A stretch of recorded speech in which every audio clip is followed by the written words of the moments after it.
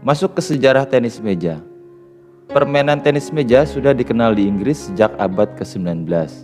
Ketika itu, tenis meja dikenal dengan sebutan pingpong, gosima, atau wiffwolf. Nama pingpong dipakai hampir di seluruh negara sampai sebuah perusahaan asal Inggris, Jacques & Son, menjadikannya merek dagang pada tahun 1901. Sejak itu, pingpong hanya digunakan jika permainan menggunakan peralatan dari Jacques, sedangkan perusahaan lain menamakannya table tennis. Pada masa itu, tenis meja menjadi permainan di kalangan kelas atas dan sering dimainkan di dalam ruangan setelah makan malam.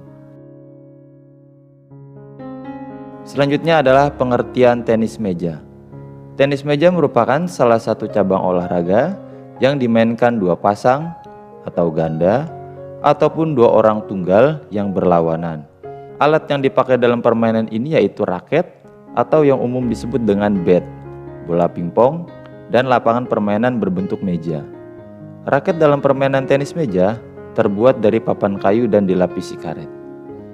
Nama organisasi internasionalnya yaitu ITTF, International Table Tennis Federation, adalah induk internasional tenis meja dunia. Sedangkan induk organisasi tenis meja di Indonesia yaitu PTMSI, Persatuan Tenis Meja Seluruh Indonesia. Sekarang kita membahas tentang ukuran meja untuk tenis meja. Untuk ukuran lapangan tenis meja, panjangnya yaitu 274 cm, lebar meja 152,5 cm, tinggi meja dari lantai lapangan sama dengan 76 cm, tebal garis sisi 2 cm, dan luasnya adalah 4,1785 meter persegi. Untuk ukuran tiang net dan jaring net tenis meja, yaitu panjang net 183 cm, lebar atau tinggi net 15,25 cm, jarak meja ke tiang 15,25 cm, dan luas net sama dengan 0,279075 meter persegi. Kemudian teknik dasar dari tenis meja. Pertama, ada teknik memegang bat. Kemudian kedua, sikap atau posisi tubuh. Ketiga, gerakan kaki atau footwork. Keempat, teknik service atau serve. Kelima, teknik serangan atau attacking. Keenam, teknik pertahanan atau block. Ketujuh, teknik pukulan drive. Kedelapan, teknik pukulan push. Kesembilan, teknik pukulan flick. Dan yang ke-10 adalah teknik chop. Berikut ini adalah teknik dasar memegang bat. Teknik dasar memegang bat dibagi menjadi 3, yaitu ada shake hand grip, kemudian ada pen hold grip, dan yang ketiga similar grip. Untuk shake hand grip adalah teknik memegang bat seperti sedang berjabat tangan. Teknik ini banyak digunakan oleh atlet tenis meja profesional dan sangat populer di negara-negara Eropa. Bisa kita lihat sendiri cara memegangnya seperti orang sedang berjabat tangan. Yang berikutnya adalah teknik memegang dengan cara pen hold grip. Teknik memegang bat mirip seperti memegang pena. Teknik ini disebut juga dengan Asia grip. Pada pegangan ini hanya satu sisi bat yang bisa dipakai. Bisa kita lihat seperti orang sedang memegang pena. Kemudian yang terakhir adalah cara memegang bat dengan teknik similar grip. Teknik yang satu ini disebut juga dengan teknik American grip. Teknik similar grip adalah versi dari shake hand grip. Teknik similar grip mempunyai kesamaan dengan shake hand grip pada bagian cara memegangnya. Perbedaannya yaitu bat bagian atas diputar 20-90 derajat ke arah tubuh. Posisi jari telunjuk menempel di sepanjang sisi bat. Kemudian kita masuk ke teknik pukulan. Yang pertama ada pukulan backhand dan forehand, kedua service, ketiga smash. Teknik forehand dapat dilakukan dengan cara memukul bola dari samping atau area luar tubuh secara kuat. Ini biasanya untuk pemain-pemain yang tidak kidal, posisi bola berada di bagian kanan tubuh kita. Yang kedua adalah teknik backhand. Teknik ini berbalikan dengan teknik forehand sebelumnya. Pukullah bola dari dalam atau bawah dada secara kuat untuk menggunakan teknik backhand.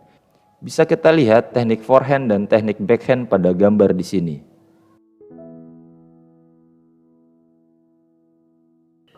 Kemudian berikutnya adalah pukulan servis. Servis dibagi menjadi dua, yaitu servis forehand dan servis backhand. Untuk latihannya, servis bisa dilakukan secara berpasangan, yang melakukan pukulan servis bergerak atau berpindah tempat. Kemudian, servis forehand dan backhand secara menyilang. Selanjutnya adalah latihan servis forehand dan backhand ke arah sasaran. Yang ketiga adalah teknik smash. Smash dibagi menjadi dua, yaitu smash forehand dan smash backhand. Untuk smash forehand, posisikan kaki kiri tepat berada di depan dan kaki kanan di belakang. Badan sedikit dimiringkan ke arah kanan hingga berat badan bertumpu pada kaki kanan. Kemudian selanjutnya adalah smash backhand. Caranya adalah posisikan kaki kanan ada di depan, kaki kiri di belakang, badan sedikit dimiringkan ke arah kiri sampai pundak kanan menghadap meja.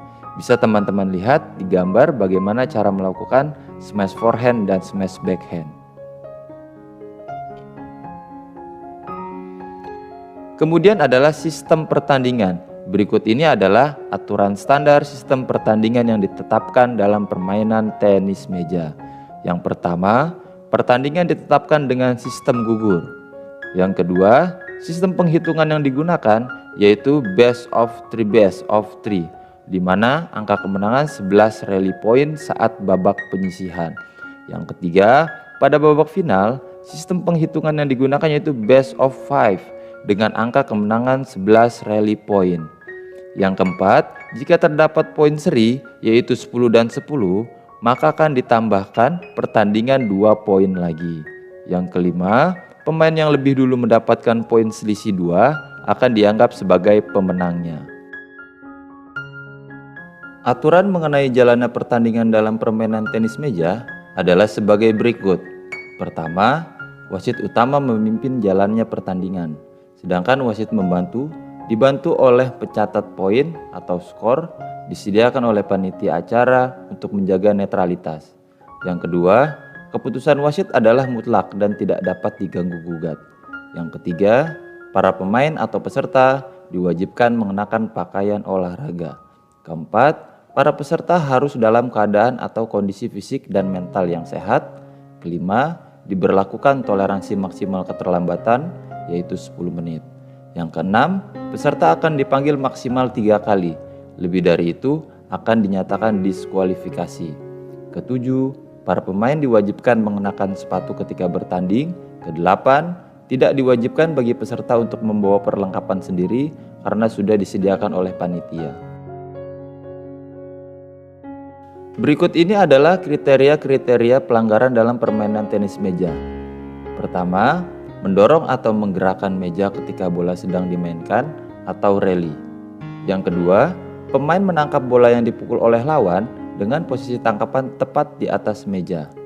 Yang ketiga, bat atau tangan menyentuh meja dan net ketika bola rally atau dimainkan. Keempat, ketika melakukan servis, pemain gagal mengenai bola, baik itu sengaja maupun tidak. Dan yang kelima, ketika melakukan teknik pukulan atau servis, posisi pukulan tidak berada di posisi seharusnya. Misalnya, posisi pukulan berada tepat di atas meja, posisi yang seharusnya yaitu berada di luar batas meja.